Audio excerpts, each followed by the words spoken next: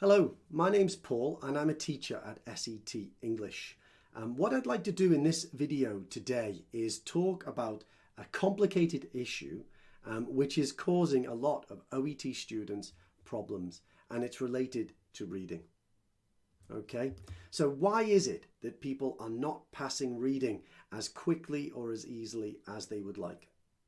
Well, as I said before, it's a bit complicated. I think it's a combination of different aspects, sometimes to do with skills, sometimes to do with knowledge. And what I'd like to do in this video is go through 5 of those issues. I'll give you an introduction to them and you can have a quick look at them and see which ones apply to you.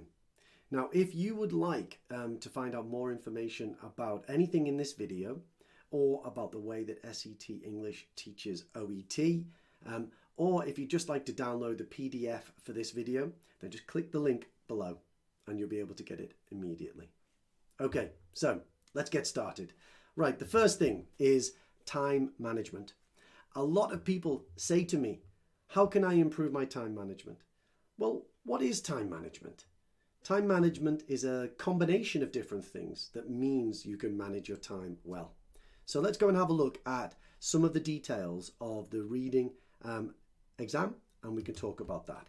Okay, so let's have a look at the different sections of the exam. So we've got part A. In part A, you've got 15 minutes to do 20 questions. Well, that's quite difficult, isn't it? You know, that means less than a minute per question. In part B and C, this is combined. You have 45 minutes to do 22 questions. Okay, again, that's a bit tricky. You've got longish texts, you've got big paragraphs, and that means you're going to be doing questions in about 2 minutes. So that is pretty tricky as well. So how do I manage my time? Well, first of all, you've got to remember that managing time is not just about having a strategy. It's also about having other skills. But definitely strategy plays a really big part. So in part A, stop wasting time. Okay, lots of people waste time in part A because they don't have a strategy. So what we would say is, step 1, prepare your texts. Okay, prepare your text. You have 4 texts, prepare them, skim them, understand the functions of them.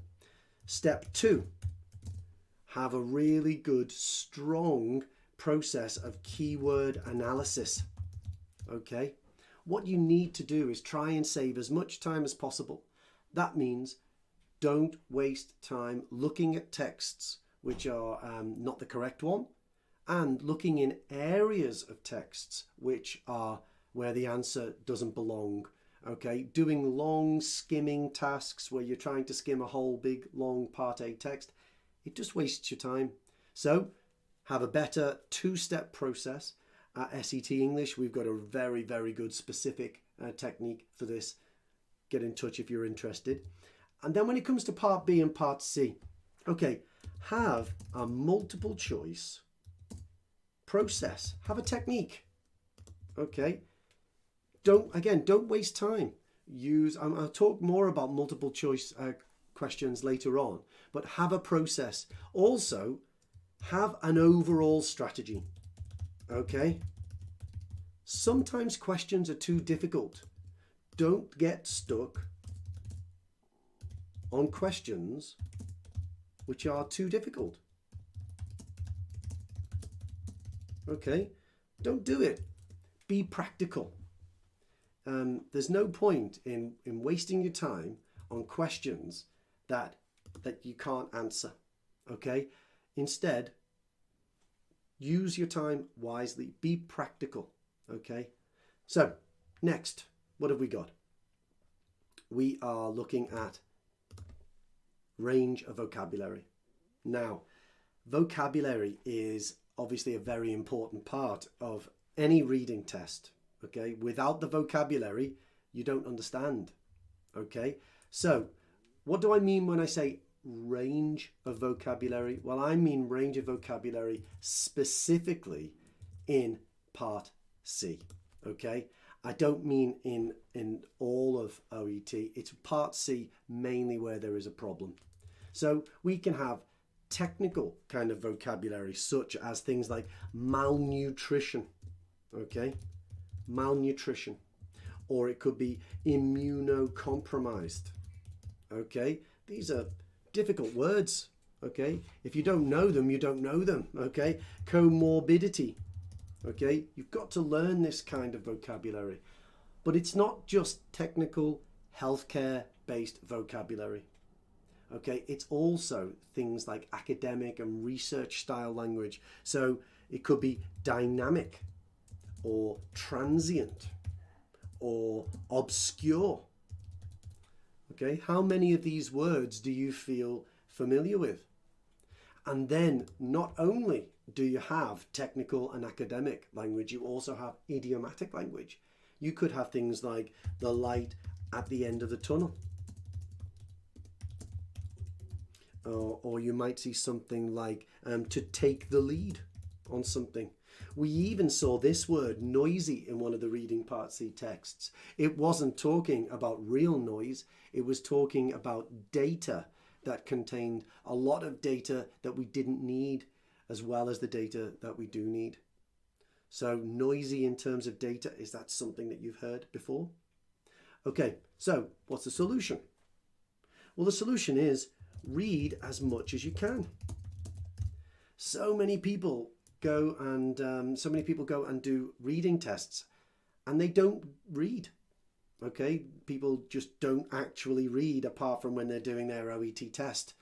Well, does that sound right to you? Going to a reading test, but you don't do much reading? It doesn't make sense, does it? So what you should be doing is reading as much as you can. And that means things like journals, magazines, books, newspapers, and tests. Yeah, okay, of course tests are important, but also make a record of your vocabulary. And this doesn't just help you in terms of reading part C. This will help you in every part of the exam. Make a note of vocabulary. Review vocabulary. Revise it. Come back, do spelling tests. Ask friends and family to check if you know what the meaning of words are. But basically, it's all about reading. You've got to read as much as possible. Okay, next. Multiple choice questions. On the surface, multiple choice questions seem quite simple. Oh, well, I can just guess an answer. It's not like gap fill or short answer where you can't guess. But actually, a lot of people have problems with multiple choice. What happens is that they don't accurately or quickly process the information in multiple choice questions. So again, at SET, we've got quite a detailed process for this, and it's very important, and it affects lots of different areas. It affects part B and part C of listening. It affects part B and part C of reading. So there's a lot here that you should be focusing on, and it will improve a lot of different areas of your exam performance. So what do I mean? Okay, well, first of all, it's important to understand all of the different parts of the question. This is the question stem, isn't it? This is the question stem. These are the answer options, okay, these four here. So my advice would be your approach, your strategy,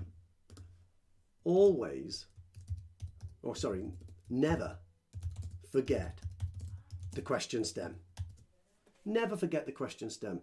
So many people think that this is the answer because it matches the text, okay? But actually, it might match the text, but it doesn't answer this question. And I think people often do that. Okay, so never forget the question stem. Next, have a keyword approach. Okay, understand the key words. What are you scanning for? Okay, what are you scanning for in the text? What are you looking for? The paraphrases, which we'll also talk about. What else have we got? We've got elimination. Okay, elimination is your friend. Some of the questions are really difficult in part C. I struggle with them. So don't always just focus, okay? Don't always focus on finding the right answer, okay? I know that sounds strange, but elimination can really help. If you can eliminate wrong answers, then it puts you closer to the right answer. And if you're closer to the right answer, then you're going to get more questions correct and your score will improve. You've just got to be practical about it. A great skill as well is being able to differentiate between two options. Okay, often with elimination you can get down to two options, but let's say for instance you're left with this one and you're left with this one. Okay, how do I compare them? Well, when I look at D is about how long something takes, and B is about how something happens. Okay, so that's how I can look at those two different ones. There are lots of other aspects of it, but definitely have a process. Don't just focus on going for the right answer. Use elimination, use differentiation, and as ever, it's not just about strategy, it's also about language. As your language improves, your strategies will improve. All right, paraphrasing. Paraphrasing, I think, personally, is the hardest aspect of OET. Okay, it's the hardest point of any English exam, and it's also the foundation of any reading exam. That's what they're testing. They're testing your ability to say, well, this word and this word, they're the same. Okay, but it's not just words, it's combinations. Okay, so if we have a look at this one here, well, what have we got? We've got a text. Okay, this is from reading part A. And the question says, which complication of shingles may cause deafness? Well, for me, I know that this text is about complications, so I've gone to the right text. I've gone to text C, but now I'm looking for deafness. Well, if you look at it here, this bit here, well, this is deafness, isn't it? Okay, associated hearing symptoms, okay, that relates to deafness. So I feel like, I've got it. Paraphrasing is an absolutely key part of reading part A. In reading part A, what you have to do is find words in the questions that are in the texts. Okay, you choose what the text is, and then you choose the area of the text where that answer is. And then once you've got your text geography and you've found the answer area, you've got to scan that area looking for words or phrases that match with the words or phrases that are in the question. And really every part of OET reading relies on your ability to paraphrase. It's a combination of vocabulary and grammar. So improve your vocabulary, improve your grammar, your paraphrasing will definitely improve. Your indirect scanning, which is scanning for phrases that are synonymous, not identical to the questions, will improve, and your scores in reading part A will also improve. Okay, and then finally, comprehension. Okay, but before we talk about comprehension, just remember, if you want to find out more about SET and how we do things, click below, there's a link. You can get the PDF with this information on it, and you can join our free course, come to some demo classes. You can find out more about us. Okay, so comprehension, it's fundamental. It is a fundamental aspect of all language learning.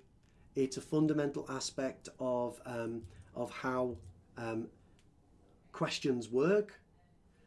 We read our question stems, we go to the text, we have to understand it. Comprehension is a combination of grammar and vocabulary.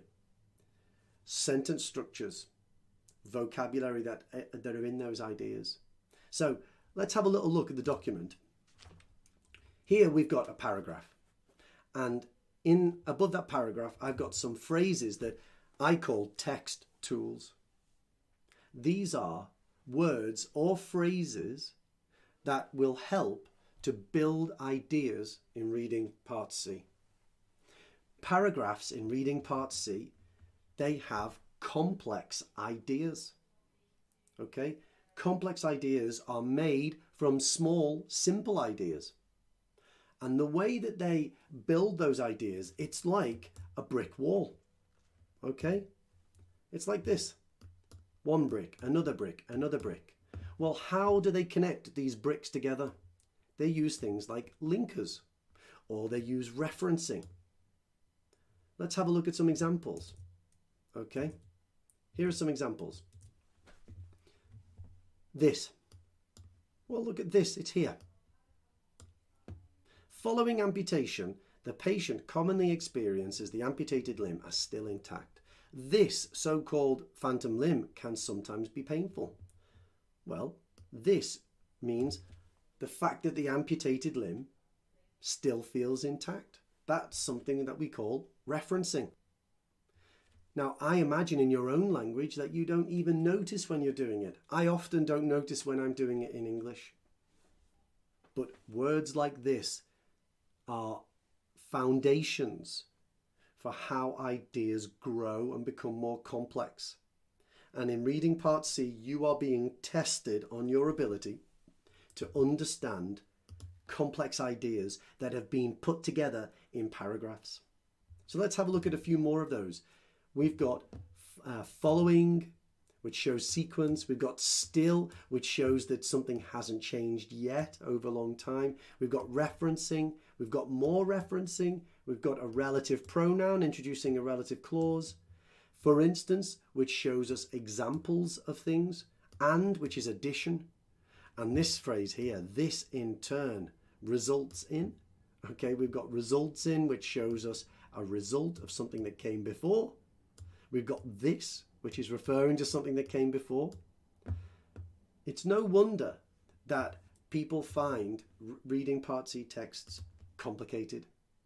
They are complicated, and ideas are built up over sentences, and you're supposed to understand an idea that's built up of maybe 2 or 3 sentences together, and you're supposed to gather maybe what the writer's opinion is, or why something was good or why something was bad. And it's only through understanding all of those sentences together that we get the full comprehension. So improve your comprehension and you will improve your scores in reading Part C. No doubt it will become faster, and your ability to eliminate options using that multiple choice question process that we talked about earlier, it will be much easier to use that. So, general advice. Here's my general advice for everyone that wants to do OET reading.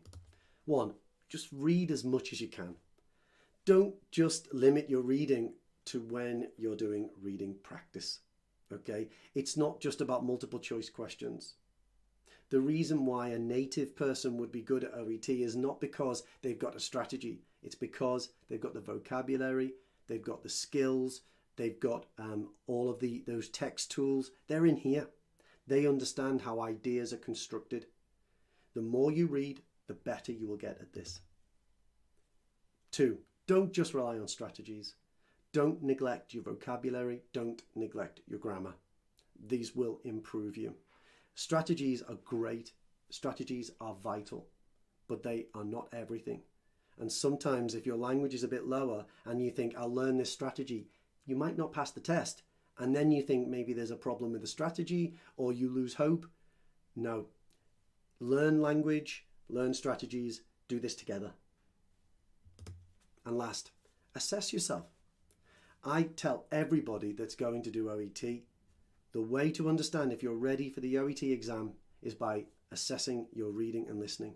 If you are consistently scoring 30 plus, I think you can book that test. Even if your reading, your writing or your speaking are a little bit lower, that's something that you can drastically improve in a month. Reading and listening takes longer. Okay, so I hope this video was helpful. I know it was a bit long, but If you'd like to find out any more, click the link below and we'll be in touch. Okay, take care. Bye-bye.